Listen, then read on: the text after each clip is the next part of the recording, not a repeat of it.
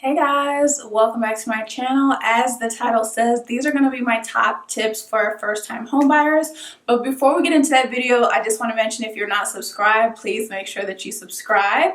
Hit that notification bell so you know when I post a new video. And if you're not already following me on Instagram at all my loves too, then what are you waiting for? Go ahead and follow me. So pause the video, get all that done right quick, and then come back and let's get into the video. Tip number one is to start saving as early as possible. It doesn't matter if your goal of owning a home is 5 years down the line, 10 years down the line, 2 years, whatever the case may be.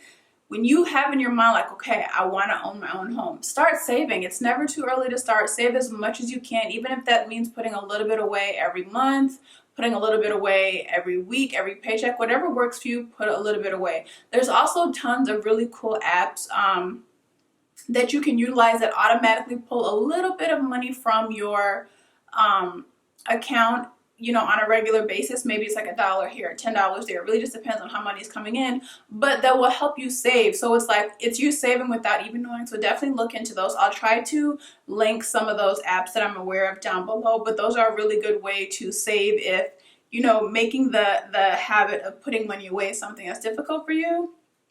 Having it done automatically is great. So the next thing is, there's lots of programs out there. I think a lot of people assume that home ownership is not something that is attainable for them, but number one I want to mention is that a lot of times you'll see that you're probably paying the same amount, if not more, for your rent on a monthly basis that you could be paying for your mortgage. So you could be putting this money towards a home that you're going to own, as opposed to, you know, renting an apartment or renting a home that is not going to be yours by the time the lease is up.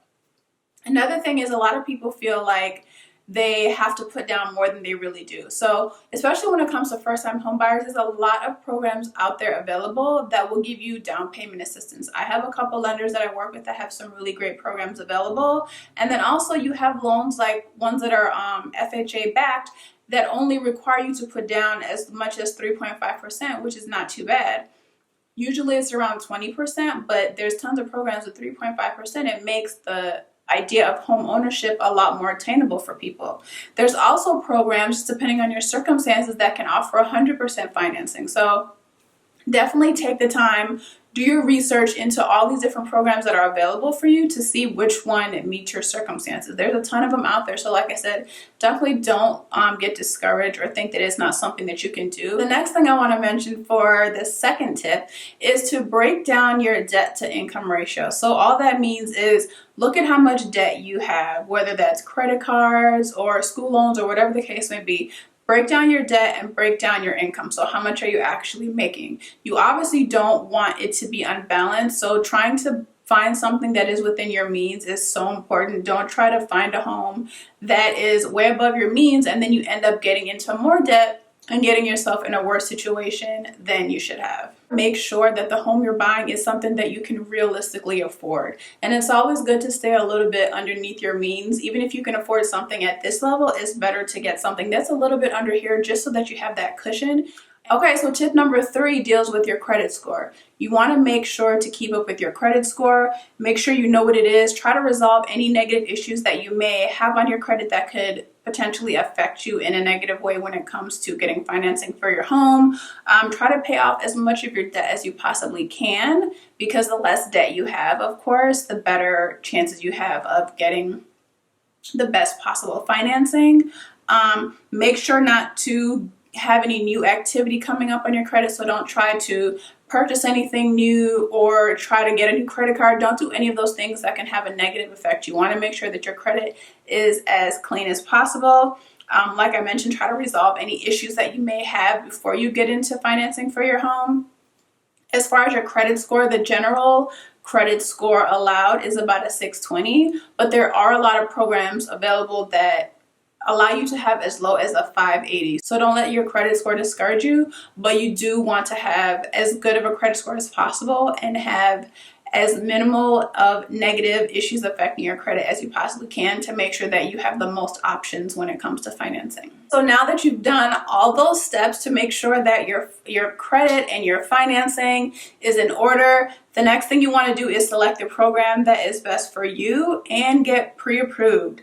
So pre-approval is super important because it's going to let that realtor know that you are serious about purchasing your home and you have been approved for a specific amount of funds that is going to allow you to purchase that home. And the fifth and final step is going to be to find an awesome real estate agent like me that is going to help make this process as smooth as possible. So as an agent, it is my job to help you find a home and walk you through all the necessary steps to make sure that you stay on track and that you do everything that you need to do in order to purchase this home that you've been working so hard towards.